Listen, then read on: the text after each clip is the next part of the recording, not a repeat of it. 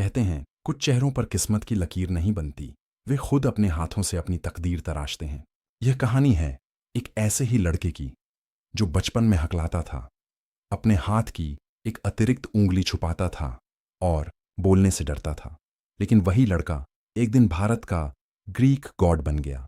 यह है ऋतिक रोशन की कहानी, जिसने अपनी कमजोरी को अपनी ताकत बना दिया।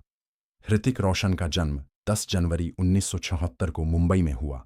उनके पिता राकेश रोशन उस समय के जाने माने फिल्म निर्देशक और निर्माता थे, और माता पिंकी रोशन भी फिल्मी परिवार से ताल्लुक रखती थीं। इस तरह ऋतिक एक ऐसे घर में पैदा हुए जहां कैमरे, लाइट्स और फिल्में जिंदगी का हिस्सा थीं। लेकिन किस्मत ने उन्हें बचपन में कई चुनौतियां दीं। उनके दाहिने हाथ में एक अतिरिक्त अंगूठा था, जिसकी वजह से वे अक्सर शर्मिंदा महसूस करते थे। स्कूल में बच्चे उनका मजाक उड़ाते तो वे हाथ अपनी जेब में छिपा लेते। इसके अलावा उन्हें हकलाने की समस्या थी। जब क्लास में उन्हें बोलना होता तो शब्द होंठों पर आकर टूट जाते, लोग हंसते और वह चुप हो जाते। यह उनके लिए सबसे बड़ा डर बन गया था। लेकिन उन्होंने हार नहीं मानी। हर शाम आईने के सामने खड़े होकर खुद से बोलने की प्रैक्टिस करते। माता पिता ने उन्हें स्पीच थेरेपी दिलवाई और धीरे धीरे उनकी आवाज खुलने लगी। उन्होंने डर को हराया और वही डर आगे उनकी ताकत बन गया।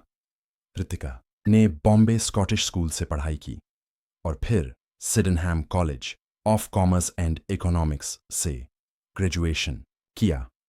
पढ़ाई के साथ साथ उनका रुझान फिल्मों की तरफ बढ़ने लगा।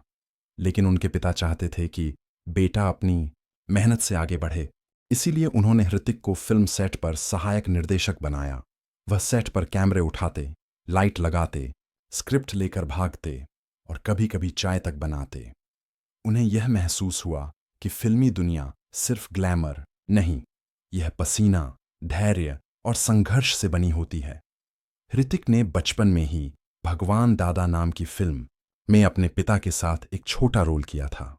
लेकिन असली अभिनय की शुरुआत उन्होंने तब करने का निश्चय किया जब वे खुद को पूरी तरह तैयार महसूस करने लगे। उन्होंने अभिनय, डांस और मार्शल आर्ट्स की ट्रेनिंग ली। कई कई घंटे रोज वर्कआउट करते और आईने के सामने हाव भाव की प्रैक्टिस करते। वे खुद को एक सच्चे कलाकार में बदल रहे थे। साल 2000 में उनके पिता राकेश रोशन ने फिल्म कहो ना प्यार है बनाई, जिसमें ऋतिक ने डबल रोल निभाया। जब फिल्म रिलीज हुई, देश में ऋतिक मैनिया छा गया। उनकी डांसिंग, एक्टिंग और लुक्स ने सबको दीवाना बना दिया। लोग थिएटरों में बार बार फिल्म देखने लगे। यह फिल्म ब्लॉकबस्टर साबित हुई और ऋतिक को एक ही साल में सर्वश्रेष्ठ अभिनेता और सर्वश्रेष्ठ नवोदित कलाकार दोनों पुरस्कार मिले। यह किसी नए अभिनेता के लिए ऐतिहासिक पल था।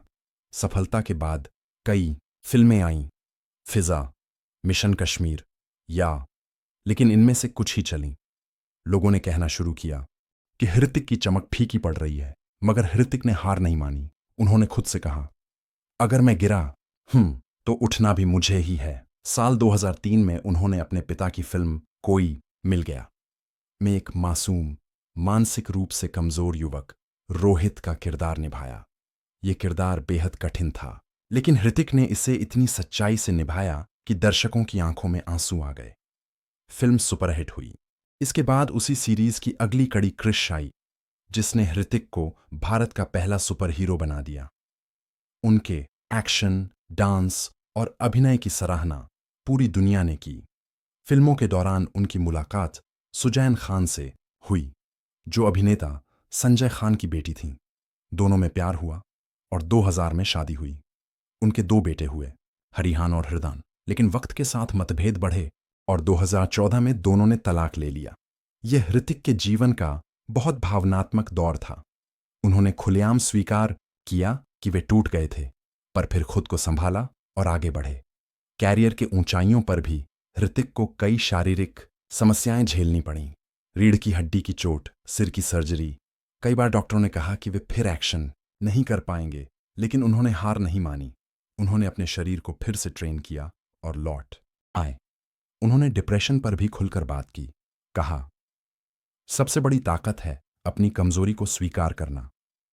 ऋतिक ने जोधा अकबर, गुजारिश, जिंदगी ना मिलेगी दोबारा, बैंग बैंग, सुपर थीस और वार जैसी फिल्मों से एक बार फिर साबित कर दिया कि वे सिर्फ हीरो नहीं बल्कि एक सच्चे कलाकार हैं। सुपर 30 में उन्होंने एक गरीब बच्चों को पढ़ाने वाले शिक्षक का किरदार निभाया जिसने करोड़ों दिलों को छू लिया। वह फिल्म उनके जीवन के सिद्धांत को दर्शाती थी, संघर्ष ही सफलता की सबसे सच्ची शिक्षा है। ऋतिक अपने अनुशासन, विनम्रता और आत्मविश्वास के लिए जाने जाते हैं। वह कहते हैं, खूबसूरती चेहरे में नहीं, अपनी कमियों को अपनाने में है। वह एक जिम्मेदार पिता और प्रेरक व्यक्ति हैं।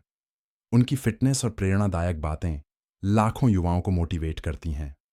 उन्होंने कई फिल्म फेयर पुरस्कार जीते हैं। कहो ना, प्यार है, कोई मिल गया, जोधा अकबर, सुपर 30 जैसी फिल्मों के लिए उन्हें राष्ट्रीय स्तर पर सराहना मिली।